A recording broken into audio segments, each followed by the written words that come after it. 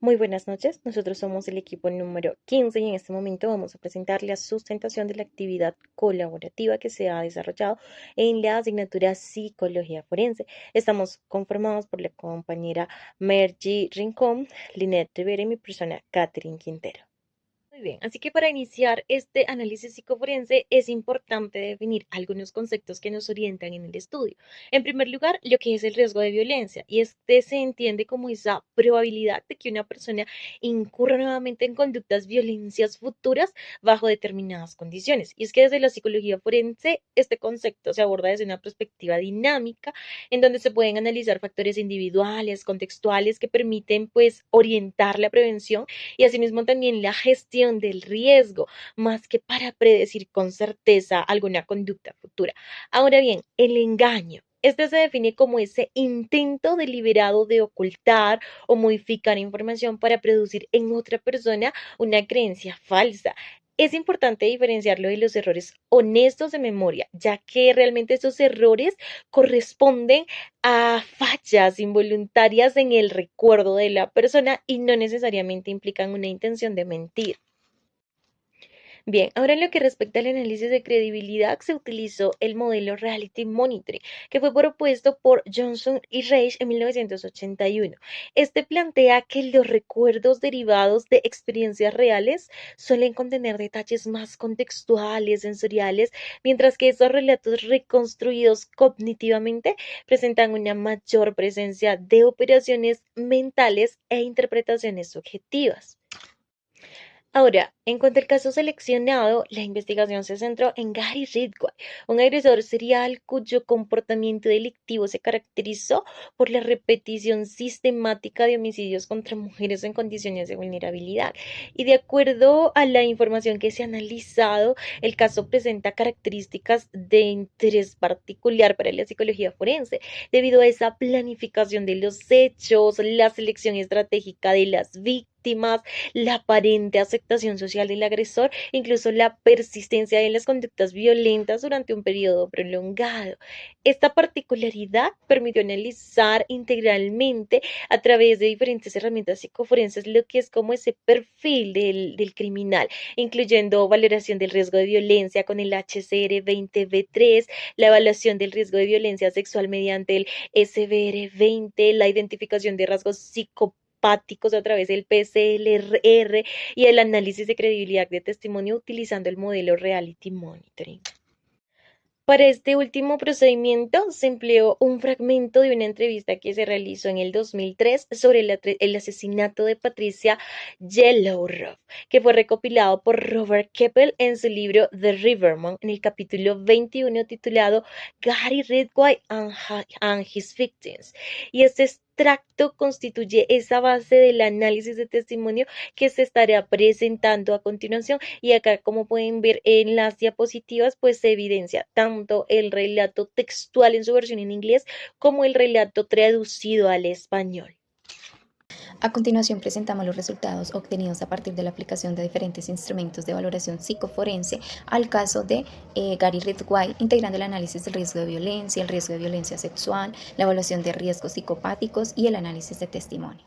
En primer lugar, se realizó la valoración mediante el HCR20 versión 3, instrumento de juicio profesional estructurado para la evaluación del riesgo de violencia. Los resultados mostraron una puntuación de 12 sobre 20 en la dimensión histórica, evidenciando una alta carga de factores estáticos asociados a violencia persistente, antecedentes severos de agresión, conducta antisocial crónica y rasgos compatibles con psicopatía. Ya en la dimensión clínica, con una puntuación de 6 sobre 10, se identificó una escasa conciencia del daño causado, manteniendo actitudes que legitiman la violencia y una limitada capacidad de autorregulación. Por su parte, la dimensión de la gestión del riesgo, con 7 sobre 10, evidenció posibles dificultades para responder a intervenciones, capacidad para evadir supervisión y ausencia de factores protectores claramente identificables. De manera integrada, estos resultados permiten estimar un alto riesgo de reincidencia violenta en un escenario hipotético de libertad. En segundo lugar, se aplicó el SVR20, instrumento específico para valorar el riesgo de violencia sexual. Del total de ítems evaluados, 16 fueron calificados como presentes, 1 como posible y 3 como ausentes. Se destaca que la única área sin factores de riesgo correspondió a trastorno mental grave y problemas con sustancias psicoactivas, aspecto consistente con el funcionamiento adaptativo aparente observado en el caso. Además, el área relacionado con delitos sexuales presentó la totalidad de sus factores de riesgo, evidenciando el carácter sexual y parafílico que acompañó de manera sistemática la conducta criminal. En conjunto, el juicio profesional estructurado permitió establecer un nivel alto de riesgo de reincidencia de violencia sexual, sustentado en la presencia de psicopatía elevada, desviación sexual parafílica crónica, ausencia de remordimiento genuino, prolongada actividad delictiva y actitud negativa frente a la intervención terapéutica. Como tercer elemento, se realizó la evaluación mediante el PSLR, encontrándose una presencia elevada de riesgos psicopáticos, especialmente en las dimensiones interpersonal y afectiva. Se identificaron características como manipulación, afecto superficial, ausencia de remordimiento y falta de empatía, las cuales le permitieron mantener una apariencia de normalidad mientras desarrollaba conductas homicidas de manera sistemática. También se evidenció una importante capacidad de adaptación superficial y de manipulación interpersonal, reflejada en la imagen funcional que proyectaba como trabajador, como esposo y al mismo tiempo como padre. Asimismo, la selección estratégica de víctimas vulnerables, la cosificación de las personas y la organización meticulosa de los homicidios muestran un patrón criminal altamente estructurado. Aunque presentó estabilidad laboral y no exhibió un estilo de vida parasitario, el análisis global es compatible con un perfil de psicopatía severa. Finalmente, se aplicó el modelo Reality Monitoring para el análisis del testimonio. En el fragmento estudiado se identificaron 14 indicadores, siendo las operaciones cognitivas la categoría predominante con un 43%, seguida por los detalles contextuales, sensoriales y en menor medida los atributos semánticos.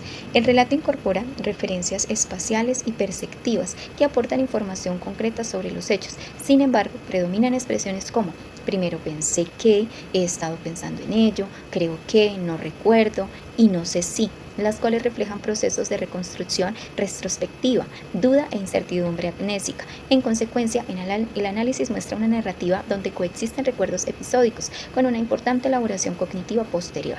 En conjunto, los 4 análisis convergen en una misma conclusión. El caso presenta un perfil caracterizado por rasgos psicopáticos severos y un alto riesgo de violencia general y sexual, y un funcionamiento cognitivo en el que la reconstrucción de los hechos ocupa un papel relevante.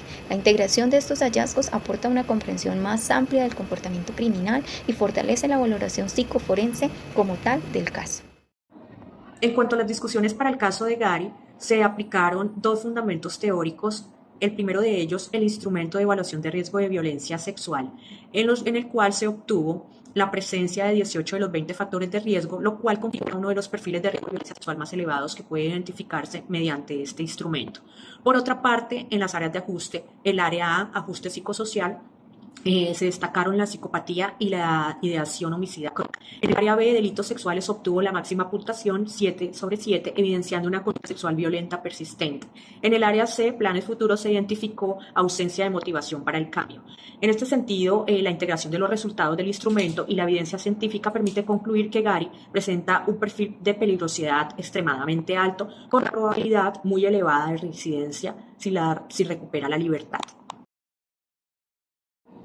El segundo instrumento que se utilizó es el modelo de monitoreo de la realidad.